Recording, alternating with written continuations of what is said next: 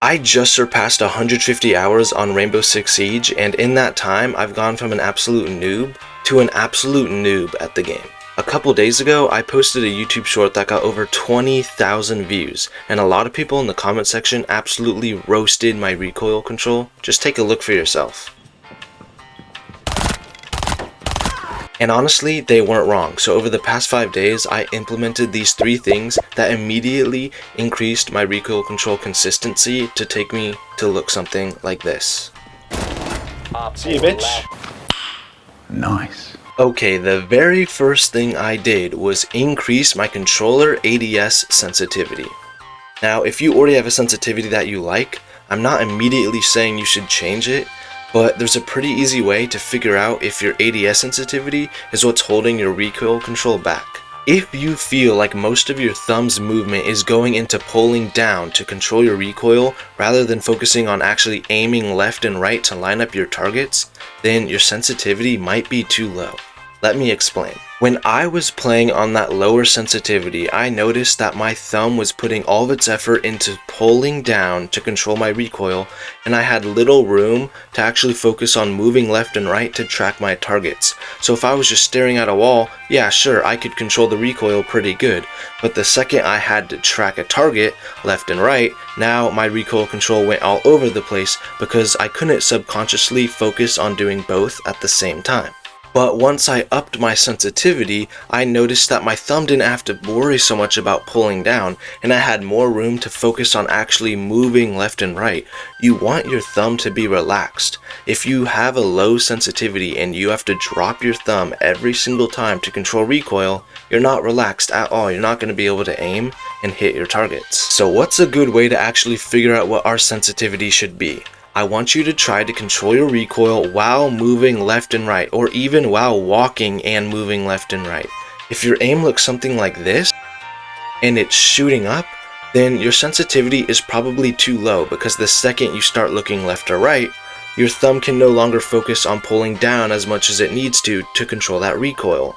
Now, your aim does not need to be perfect on this. After all, I'm still a bronze player. My aim is pretty bad. But you should be able to somewhat control the recoil as you're moving left to right, something like this. Once you have gotten to a point where you can draw a pretty straight horizontal line, you know that you're at a good point in your sensitivity, because now your thumb isn't focusing so much on pulling down and you have more room to actually focus on moving left and right, and that recoil control can just become a second nature, not the very first thing you have to focus on every time you shoot a gun. Okay, the next piece of advice that I got, and I actually got this from some viewers that commented on that video when I played with them live, is stop playing so many operators. If you play 4 or 5 operators, that means every round your thumb has to learn a new recoil pattern. Maybe one round it's going straight up, but then the next round it's going to the right, and the next round it's going to the left. You're never gonna build muscle memory if you play so many operators. If you just picked 2 operators on attacking and 2 operators on defense, that means every round you're just using the same gun over and over and over.